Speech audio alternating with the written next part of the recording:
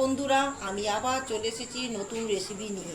আজকে রান্নার recipe chicken chaat roast. প্রথমে চিকেনটা ভালো করে ধুয়ে নিতে হবে, তারপর মিডিয়াম করে পিস করে নিতে হবে।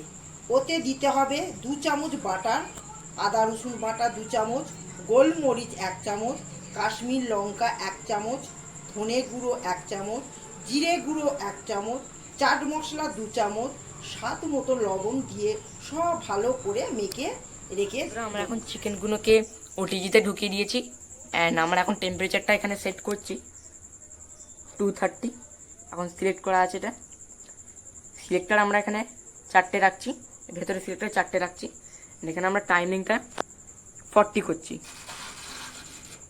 টাইমিংটা আমি 40 মিনিটসে সেট করলাম প্রপার। অ্যান্ড 40 মিনিট পর এটা হয়ে যাবে।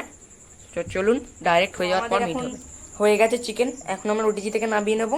অ্যান্ড নামানোর পর আমি আপনাদেরকে দেখাবো। আমার এখন চিকেন চাট রোস্ট কমপ্লিট হয়ে গেছে রেসিপি। অ্যান্ড এটা আপনারা ভেজ মেয়োনিজের সাথে খাবেন। অ্যান্ড এই যে দেখে নিন। তো বন্ধুরা, আজকের ভিডিওটি ভালো লাগলে লাইক করবেন, শেয়ার করবেন, সাবস্ক্রাইব করবেন। সাবস্ক্রাইব করার পর বেল আইকনটি টিপবেন। বাই বাই বন্ধুরা, see you in the next video.